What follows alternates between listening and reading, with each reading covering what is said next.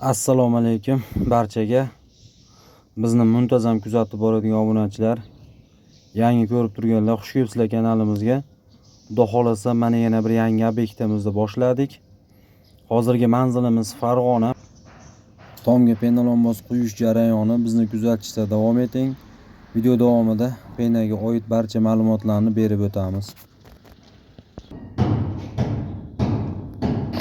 Kecha keldim mana gipslarimiz tomga olib, hamma yo'q tayyorlab ketgan edik. Bugun Xudo xolasa mana ishni boshlash arafasida turibmiz. Uyda ham bir juda chiroyli proyektda solishgan ekan, bir havas qilib video qilib qo'yaylik dedik. Barchamizga shunday chiroyli uyda solish nasib qilsin. Mana hozir bolalar ishni boshlashdi. Bu tarafimiz uylar devasiga ikkinchi etajga qo'yamiz, plitani ustiga. Bu tarafimizda ozroq joyimiz bor. Jam bo'lib bir 260 kvadrat joyimiz bor.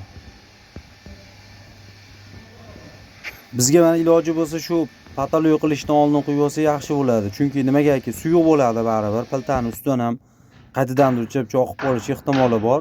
Shuning uchun patoloy bo'lishidan oldin qo'yib olsa xotirjam.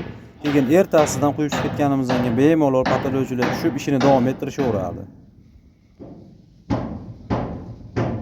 Mana tom qismimiz, gipslar hamma yo'q tayyor, xudo xolasa shu bir qator tozalab, joy tayyorlab olganimizdan keyin quyishni boshlaymiz.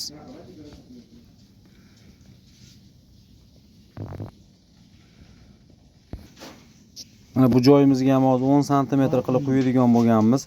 Shunaqa piltalar ustiga, yuqa bosilib qolgan loy suvoqlar ustiga, vassali shlipovkalar ustiga ham 7, 10, 15 sm gacha qilib quyib beraveramiz. Xudo xolasa quygan narsamiz sifatli, mustahkam bo'ladi, chidamli bo'ladi. Loy suvoqdaqa yorilib ketmaydi. Keyin issiq sovuq izolyatsiyani yaxshi ushlab beradi, havo o'tkazmaydi umuman. Ana ishni boshladik. O'tganlarni kerak joyda olamiz, doska bilan to'sib olamiz. Bir boshdan quyib ketaveramiz. Suyuqligini hisobiga o'z razmeri chiqib ketaveradi, ustini quyib.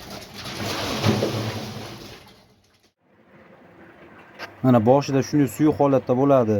Bu quygan narsamiz uzog'i 7 minut, 10 minutda qatiydi. Qurishiga shu 20 kun, 25 kun vaqt kerak bo'ladi.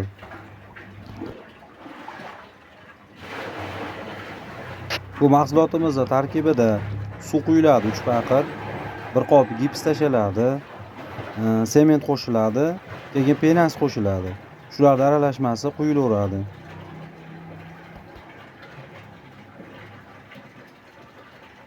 Keyin mana ko'pchilik so'rayapti, bu mahsulotimiz quygan narsamiz yonmaydi, vazni yengil bo'ladi. Keyin bir ko'pchilikni so'rayapti, chichqon kalamush tegmaydimi, teshmaydimi? Bunaqa narsa ham bo'lmaydi.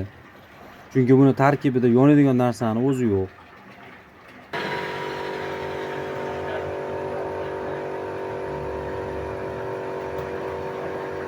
Mana ko'rib turganlaringiz shunday suyuq holatda tayyorlanadi.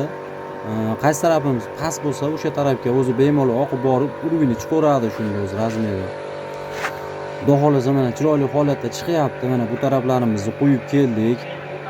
Mana razmerini ham iloji boricha chiqarib, ustini ham qo'ldan kelgancha tekizlab ketyapmiz.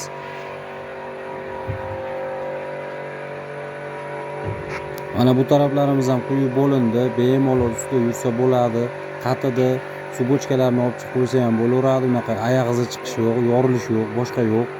Xudo xolasa chiroyli holatda chiqdi.